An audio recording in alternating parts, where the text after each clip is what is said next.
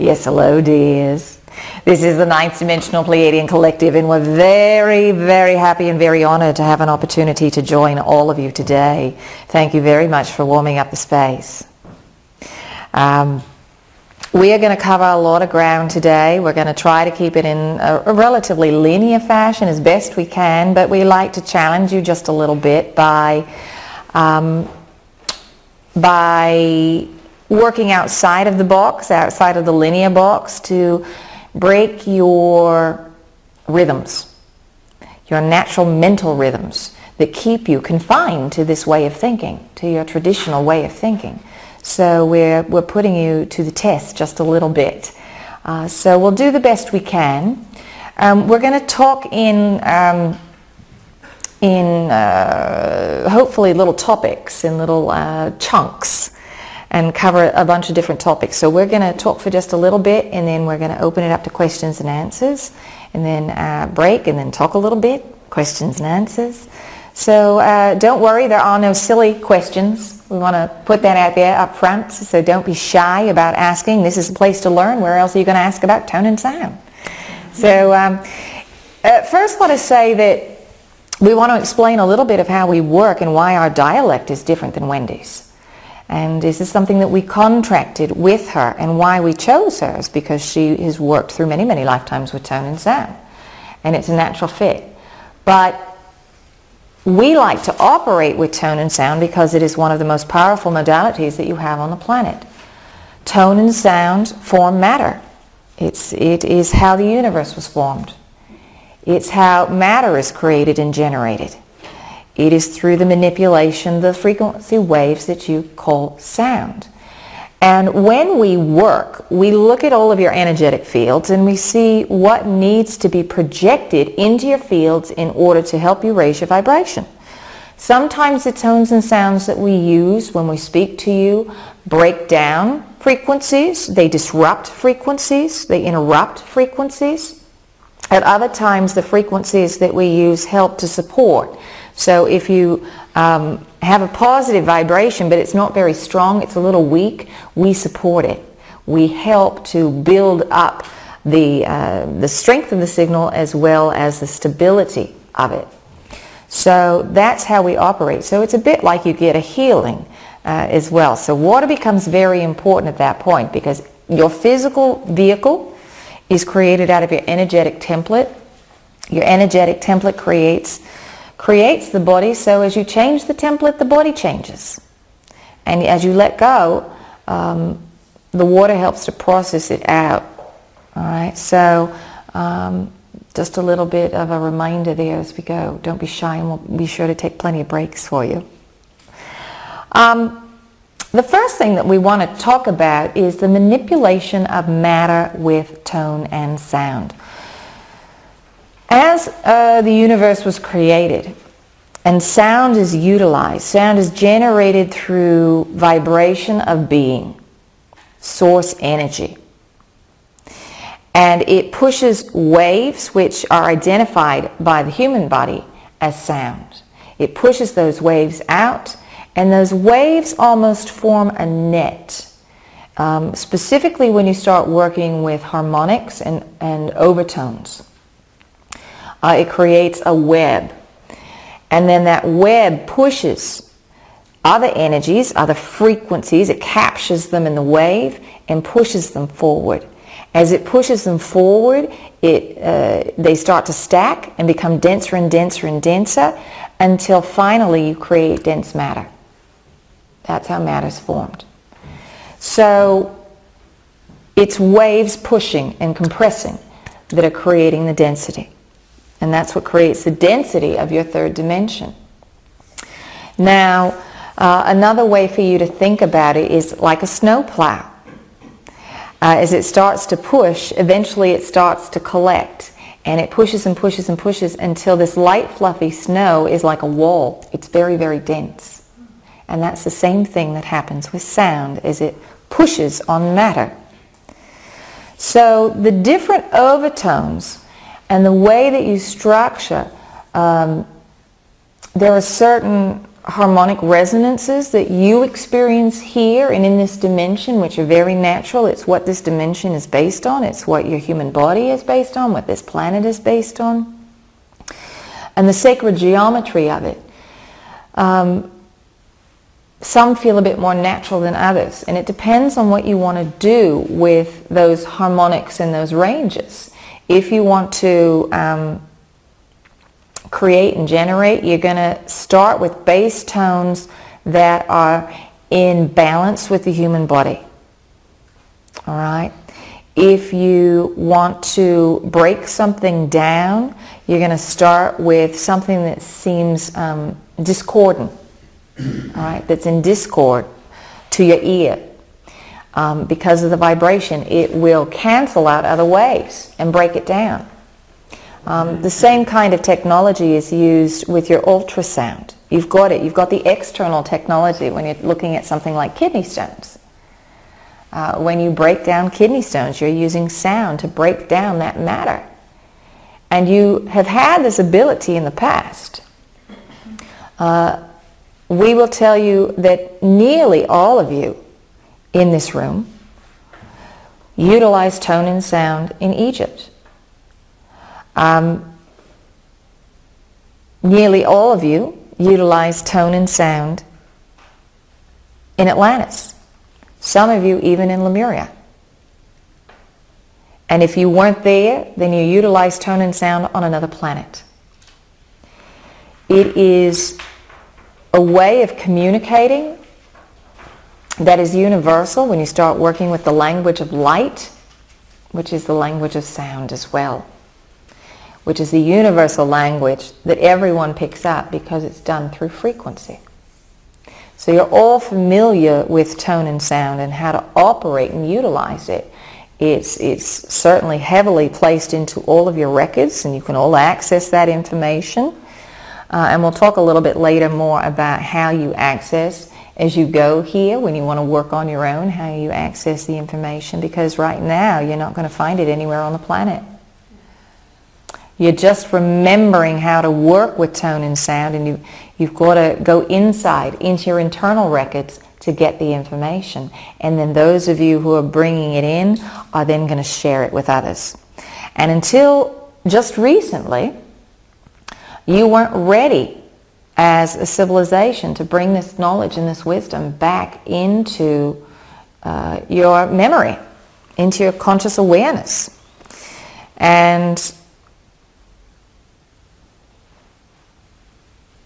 you have a few on the planet who understand how it can manipulate the human body. But for the masses, you weren't ready, because during other times you used it and not for the benefit of all, and it was rather destructive. So you were waiting until a time when you could heal some of those emotions, some of that guilt, to reactivate it and utilize it for the benefit of all. And here you are. You're ready.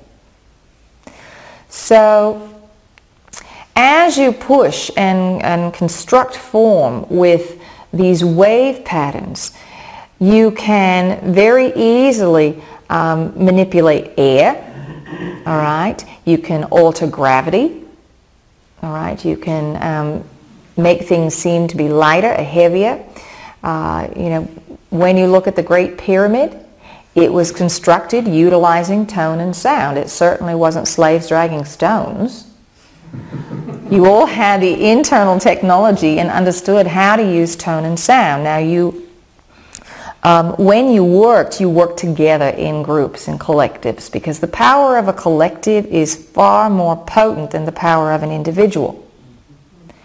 It's exponential. So while you can do work on your own, it's also amazing to do work in groups, and you get a lot more done a lot faster. So we say save some time, start in a group, even if it's a pair. And what you would do is you would all get together and form a circle, very much as we've done today, and you would all choose an intention about what it is you wanted to manifest. Intention is paramount in creation, in manifestation of molecular structure. It's paramount in the manipulation of matter, creating form. Because along with the tone, along with the sound, there is an emotional carrier wave. So these two frequencies go side by side. One is vibrational. To put it in your third dimensional terms, we'll say emotional. All right, what your emotion wants to create. When you get into the higher realms, it's not so much emotion, it's just vibration. But we'll say emotion for today. So the emotion goes along with the sound and the vibration that you're generating out of your body. And louder isn't always required, dears. It's not about how loud something is, but how potent it is in its clarity. So the clearer you are in your thoughts, the clearer you are in the tone that you're generating. In other words, you're staying on the same frequency. You're not oscillating between frequencies. So as you stay clearer on one frequency, what will happen is that it's like a piercing laser. All right, and it has a lot of force behind it, as opposed to energy being dissipated off if it oscillates. Does this make sense to you all? Mm-hmm. So your intention is paramount, and that is what gives it its form, in a sense. The tone and the waves that are created push energy. The intention forms it. It grafts it into whatever you want to create, whether it's a physical vehicle for yourself, because as you get into the higher realms, you don't have to have a physical vehicle. You don't have to be born into a body, but you can manifest a body. You've had masters down here on the planet who have manifested physical form, who haven't gone through a birth process. They've just created bodies and stepped into it in full adult form. This they did with tone and sound. This they generated through tone and sound before they got here. Most of that sound is inaudible to you, all right? As they're generating it, you've yet to expand your senses in this dense form to really feel that and experience it with the 5 senses that you've got. But you're getting there. You're getting there.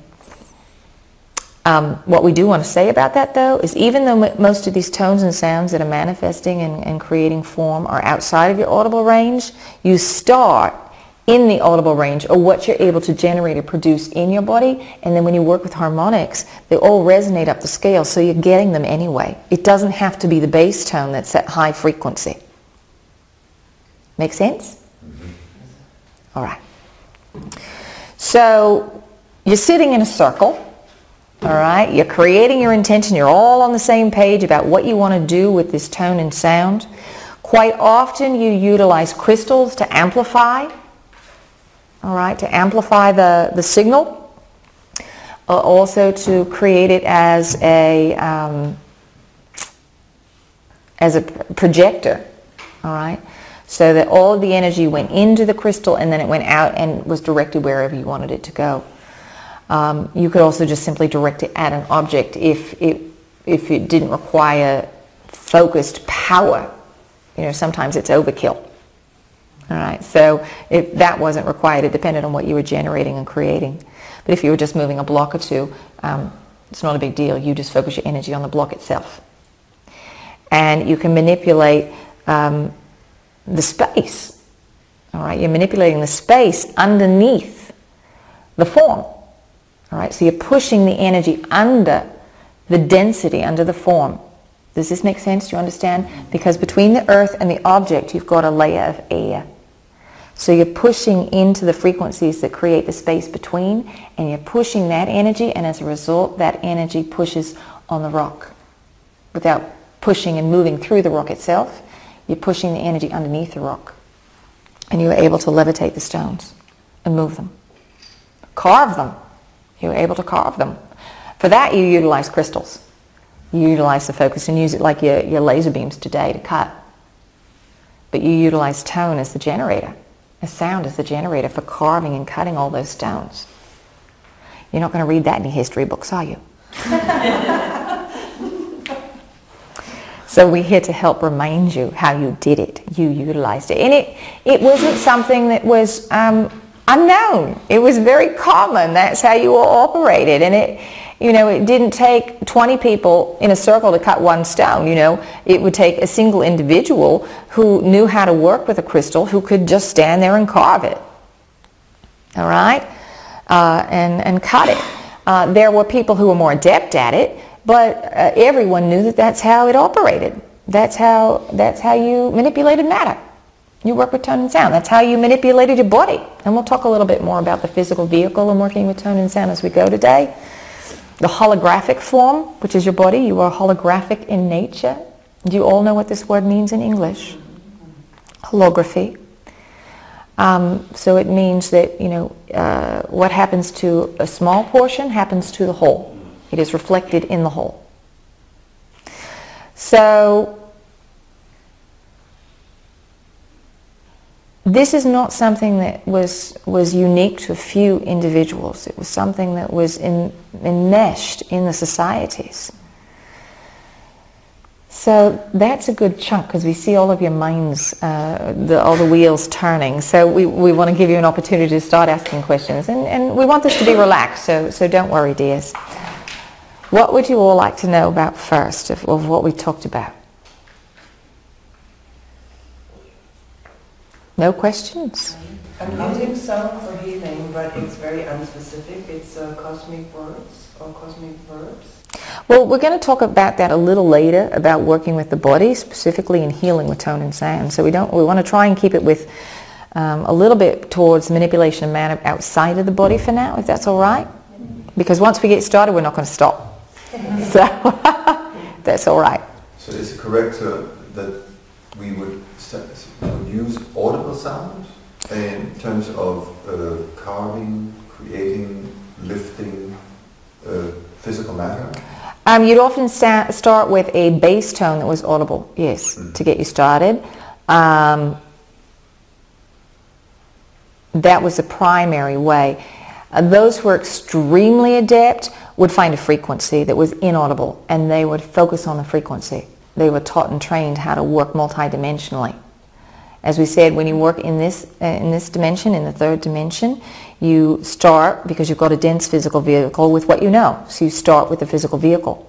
For those who are adept at shifting dimensions, of raising their vibration and their level of consciousness, they were able to hear a lot more tones once you get outside of the third dimensional range, because you're no longer utilizing your physical vehicle, you're utilizing your soul essence. All right, you're utilizing your light body to create and generate, and you have an expanded sense of awareness. So you were able to focus in on frequencies that were completely inaudible. So to the outside observer, all they would see would be someone sitting there in meditation. To the being who was an adept, who was someone who was a master, they would raise a vibrational frequency to a heightened state. They'd be vibrating in a heightened state with a multidimensional perspective, tune into the frequency itself, and generate from there. Does that make sense? Do you all understand? Mm-hmm. All right. Can you say a little more about talking with crystals? Did you see into the crystals? Yes. When you work with crystals,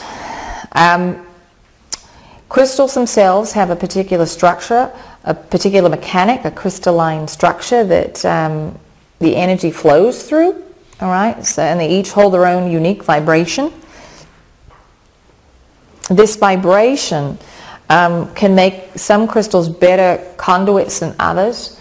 Quartz crystal was particularly selected, desired, in order to work with, whether you were working on healing the body or whether you were working on generating a focused energy beam. Crystals, when you put tone and sound in, depending on the particular sound, if it's in resonance with the resonant frequency of the crystal, they're going to vibrate together just like tuning forks in a room, and that's going to amplify or increase the frequency itself. If you're putting in a tone of sound that is not in harmony with the crystal, it's not in resonance with the crystal, not much is going to happen. The crystal's not really going to vibrate. It's not the molecules aren't going to get excited. Is that a little bit like using a tool for what it's not meant to be used for? Yes, it's just not a vibrational match, so nothing happens. When you find the right tones, the right pitches to work, what will happen is that crystal will start to vibrate, the molecules will get all excited, and it will heat up. All right? And each crystal, as you activate it, it's like a flower that starts to blossom. All right? And you unlock it. You unlock information. You open the crystalline structure up, and it becomes malleable in a way. And this is how records were stored into crystals. As you start to vibrate and open it up, then you can insert information. All right? As you stop toning, it closes the crystal up. It's almost like a candle. As you heat it, the wax becomes very malleable. You can put something in the wax, and then as it hardens again, it's inside. It's locked inside. That's how it was with crystals. It's like also rock and molten rock as it hardens again. So you're able to vibrate and heat up the molecules to open it, to put information into it, lock it, seal it, and then close it back up. And this is all done with tone and sound. But the crystal would not literally physically change its structure? No, it would be more like vibration. That it would start to vibrate at such a high rate that it's like you could pass through it. All right, so it wasn't as dense. It wasn't that it melted like a candle necessarily. It's that it started to vibrate, and then it wasn't dense, and you could put information in, you could program information into it. Put information in would be via our intention? Yes. Yes. And you stored all kinds of things in the crystals. It was used in everyday life. You did have, in Atlantis, you did have some technology that was utilized to kind of record, very similar to your CD players or your tape players, where information was put upon another medium. And then you listen to it. And it was the same thing. You could, there were devices where you were able to sit in a chair, all right, relax, and it's almost like you're putting on a little headset and you're projecting your thoughts. You're projecting holographic images into the crystal. So it's like somebody being able to go and insert the crystal once again and watch a movie, watch someone else's holographic thoughts. That was available. Where are the crystals now? Some of the crystals are not yet available because you've yet to reach the appropriate vibration to encounter them. And some of them are ready to be found. As soon as you raise your own vibration, then they start to appear. Some of them, people have them and have no idea that that's what they are or how to activate them. Because once you start to activate them, you're going to start to get into your own records. And when you start to get into your own records, you've got to be ready to deal with what you're opening up and deal with a lot of the grief and the pain and the strife that you've carried around from these lifetimes. A lot of you are still holding on to guilt.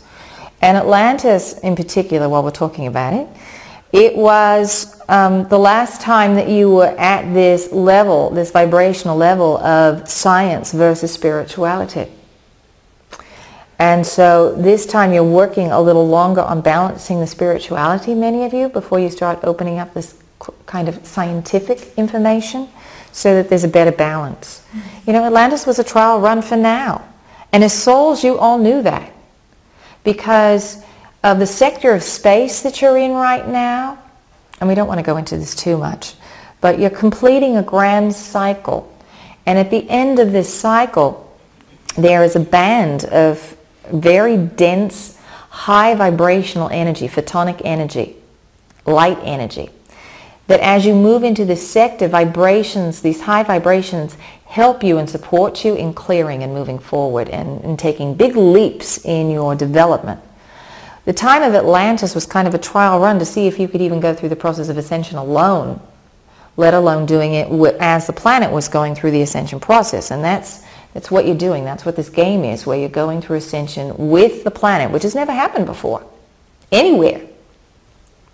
So it was kind of a trial run to see how you did on your own before the planet was ready to go. So it didn't go well, that was all right, but you learned from it, and so now you've got that under your belt. You've got that knowledge and wisdom under your belt. So you can try it again. And in the process, because this is a game of integration, What you're doing as you move through this ascension process is integrating light and dark, integrating all of the lifetimes, all of the experiences, and it means letting go of all your judgments. Letting go of all of your judgments that you've held through all lifetimes. That's how you raise your vibration, and that's how you go through ascension. So what you're doing is clearing out all that you held on from these other lifetimes, things that didn't get processed. And when you start to activate your crystals, as you start to learn more about your true Earth history, because the history on this planet is not at all what you think it is. Some of you have glimpses. You say, oh, I've been here and I've done that and I know it's true.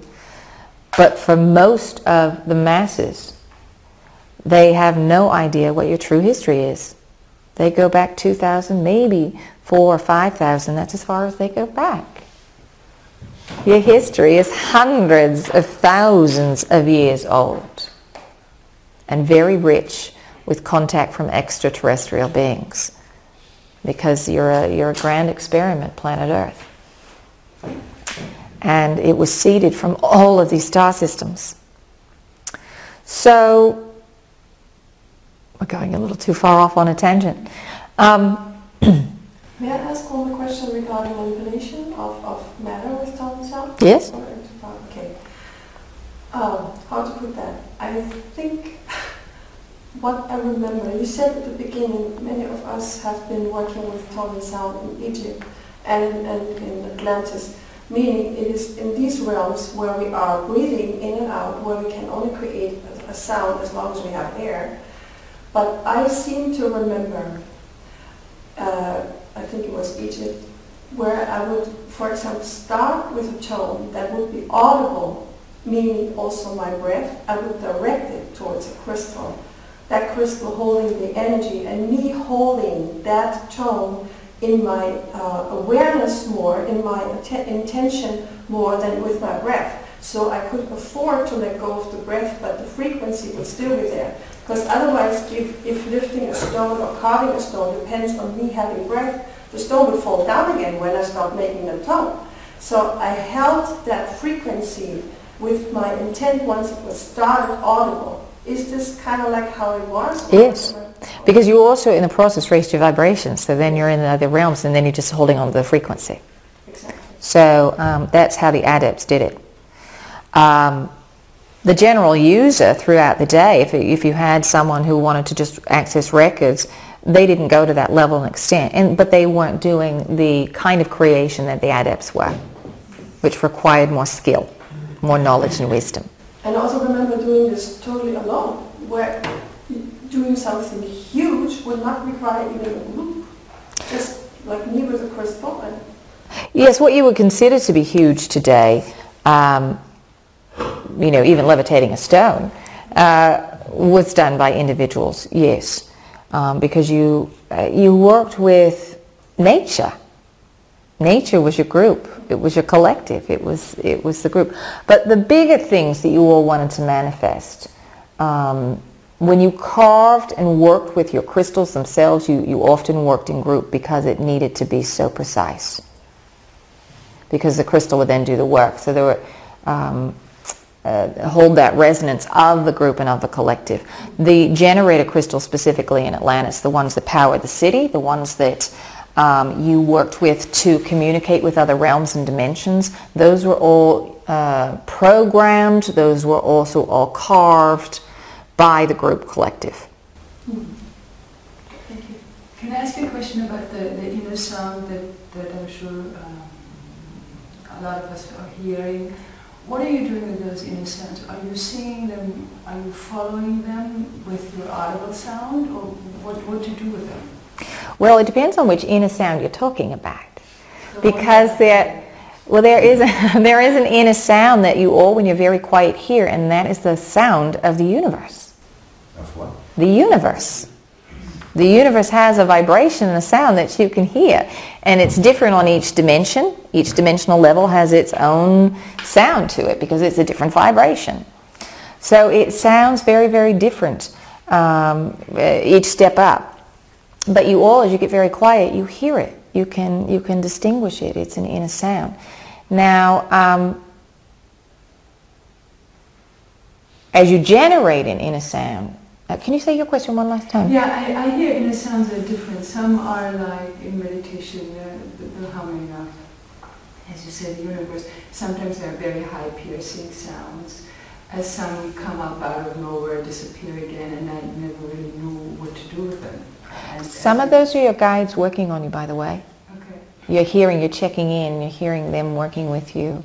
They're teaching you, they're reminding you how to work with your own energetic field, and we'll get to that later. But yeah, and so I was wondering, should I take the sounds and physically reproduce them and see what happens with them? yes, play around, and we want to encourage you all to do this, is to start playing. There is no right or wrong here with the sounds and the vibrations. Many of you are afraid of creating sound because you're afraid of what someone sitting next to you is going to say about it. Oftentimes the sounds and the frequencies that you need aren't pleasing to the ear.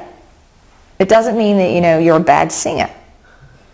It means that's the tone of sound that's required. But as you start to hear some of these tones inside you, as you said, a lot of it's your guides working with you. So as you start to hear it, you can reproduce it and get your whole body to vibrate. See how it resonates in your cavity. All right?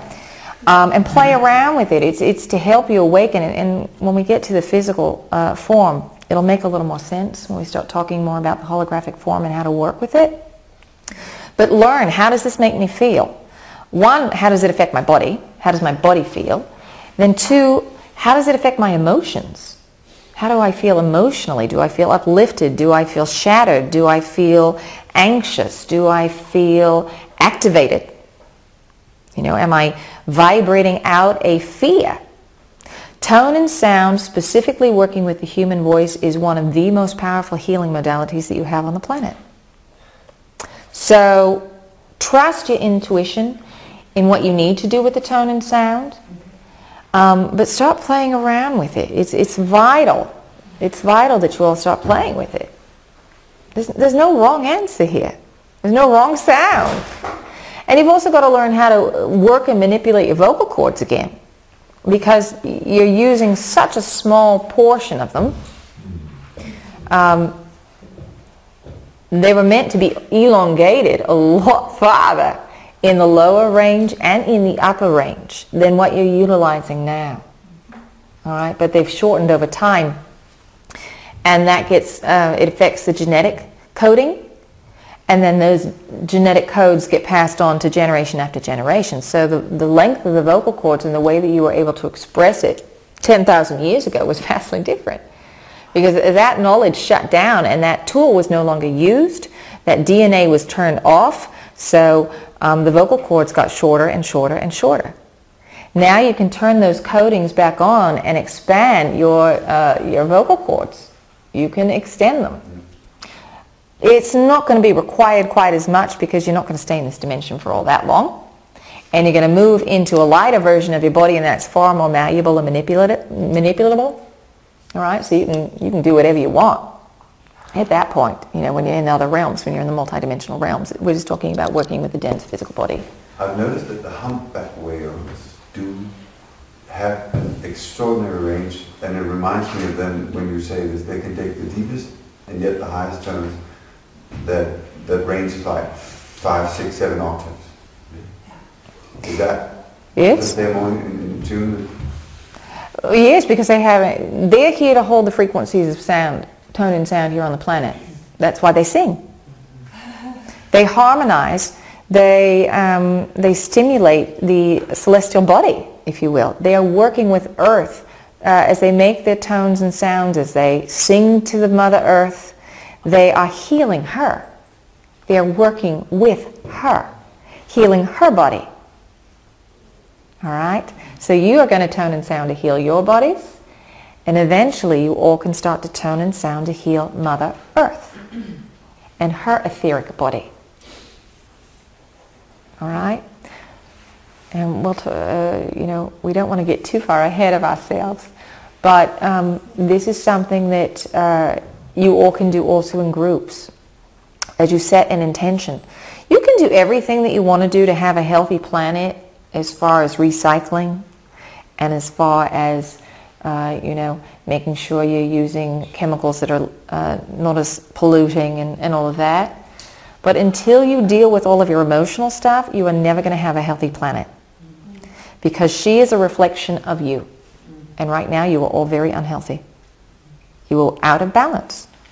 So you can start by working energetically on yourselves, and it works holographically to help heal Mother Earth. Now, you can, as a group, work with tone and sound to project into her body to heal her where she needs to be healed, and that will help for you to create a healthy planet, a more stable planet, so that she doesn't have to create volcanic eruptions and earthquakes and tornadoes and typhoons and hurricanes and fires in order to get herself back into balance. That's her natural way. It's like you getting a cold, all right, to get something up and out.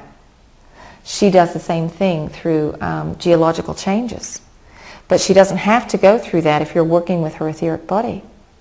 You are part of her. You're not separate from her.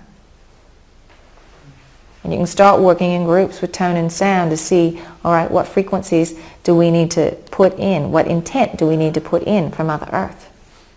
What do we need to hold for her to help while everyone else is asleep? Because it doesn't take very many of you to alter that frequency. As we said, it's exponential. So it doesn't take a majority in order to make a change. It takes a very, very small number of you who decide that's what you want. And that's something it's very different for all of you mentally. You think, well, there has to be a majority. But it doesn't have to happen that way. And also on this process of transition, as you're moving into the higher realms, there are multiple versions of the planet which coexist one on top of another. And they're starting to split apart because they have different frequency ranges. So those who want to stay in the lower third dimensional range are going down one timeline. Those who want to go on for the ride are going on another version. And so even those who want to keep polluting and doing all these things, who aren't making any changes, that's their version of the planet. You're going to work with the other version. You're going to work with the higher version. And you're going to work and change her. And it's much easier because on the higher version you don't have all those people to push against. But you don't have to know all the ins and outs of it. Your intention and where you're vibrating and putting it on that version of the planet that you're on in that moment is all you really need to know. But no, the whales and the dolphins are here to hold the frequency and the resonance and to remind you. That's why you're so drawn to listening to them. I was indeed, it blew me away first time I heard that, because I'm so conditioned that there's a range for a male person and a female person. And those whales, they not only in their voices, each of them have the entire range of the female and the male voice, but extends even beyond that in both the bottom and the top. So I was just always fascinated by that. And Atlantis was the last time in which you had unified genders. With the fall of Atlantis, you had the split of the sexes. So again, even with the vocal cords, there was more range in general. And when you had that split, it went deeper and deeper. So there was more compression that happened. So the female got higher and higher and smaller. It came up from the bottom, and the male went the other way. And you started to create defined roles for the male and the female, and now they're very separate. And now they're coming back together, so you're reintegrating the divine feminine and the divine masculine as well. And these other beings are already holding that in their body. There may be certain things that the female or the male did because you've got duality, and that's what was required in a dualistic system. But it didn't prohibit one or the other from doing anything. Where your mental state that you've got around the globe is that men do this and women do that, and that's it. All right? You put each other in these little cubby holes, in these little boxes of this is how you're supposed to behave, and this is what you're supposed to do, and this is your role. Well, it's incredibly limiting. And in other times on this planet, it wasn't that way. You weren't limited to be a housewife, or to take care of the family, or to do this or that or the other. You didn't have to be the breadwinner. Everyone created and co-created together and shared. It wasn't separate. So that also affected the vocal cords and the vocal range as you continue to split, split, split. All right? When you were talking about the practice of the sound, you said to watch how the body feels and how the emotion come up. Now, and then you spoke about maybe fears come up or other. What do you keep that tone until the emotion is calming down, or is this when do you know that you hit the right tone for what you need to get? You will know it. You'll feel it. You'll feel the emotion. And many times, if it's deep-seated, it will be overwhelming, and you'll start to cry. You'll feel it. You'll feel it coming up, and it will also be very difficult to hold the tone. And at that point, you can let it go and just allow yourself to process and be with it. And you'll know that you've released it. You don't have to continue on with the tone, because also what will happen if you go back to that same tone, you're not going to feel activated in any way. Because it's already been done. Yes, because there's nothing there to get to vibrate any longer. It's just another tone. It holds no resonance really. All right, so what else? Nothing else. So this might actually be a good time for us to go ahead and take a very short break. We haven't gotten started, but we don't want to go too far. We don't want to start this next section without that.